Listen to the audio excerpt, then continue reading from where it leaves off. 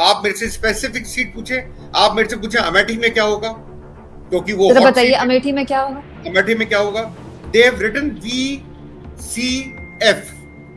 अगर आप इसका फुल फॉर्म निकालेंगे तो क्या होगा, very close fight. Oh my God, तो सट्टा मार्केट भी मानता है कि वेरी क्लोज फाइट, कुछ भी हो सकता है मतलब। हाँ, मैं आपको ये बताना चाह रहा हूं, सट्टा मार्केट के आगे अगर आप पढ़ेंगे तो VCF, इसको समझने में, डिकोड करने में मुझे भी टाइम लगा था, ईमानदारी की बात है। It says very close fight in Amethi.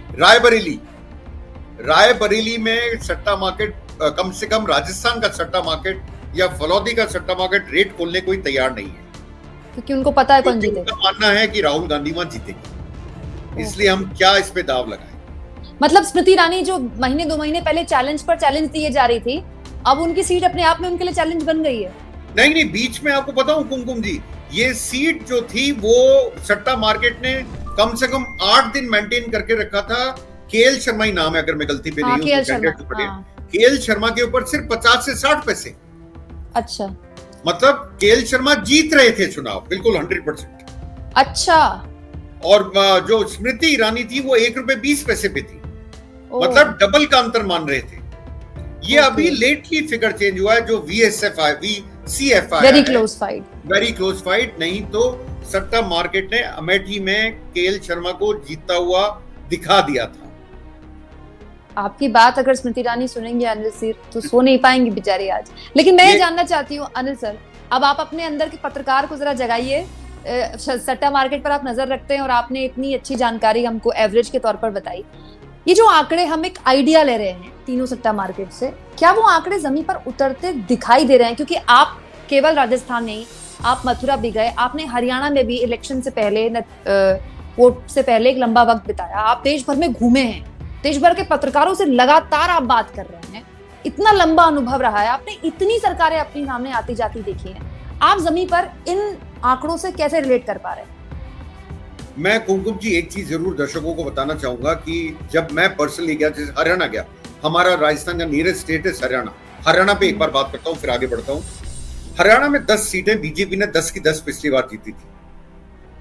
या तो जनता हमें मूर्ख बना रही है, नाराज बहुत है जनता वहां पर, घुसने नहीं दे रही, बीजेपी वालों को अंदर एंट्रेंस अलाउड नहीं है। ये चीज हमें करनाल में भी देखने को मिली, ये चीज हमें कहीं देखने को मिली। और जब मैं वहां से वापस आया तो मेरा फिगर था 5 to 7 to Congress and rest to BJP.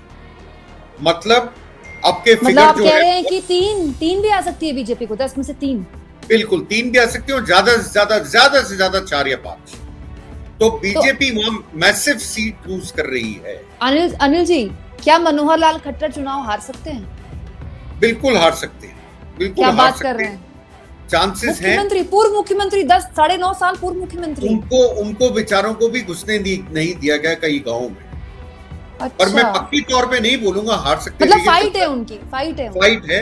Again बोलूंगा वेरी क्लोज फाइट। एक सीट जो मुझे बीजेपी की शॉर्ट लगती है, मतलब लगती है, मैं नहीं कर रहा हूं, डिक्लेयर कर रहा हूं रिजल्ट पहले, वो मुझे लगता है गुड़गांव, क्योंकि कांग्रेस ने टिकट कमजोर बांटा।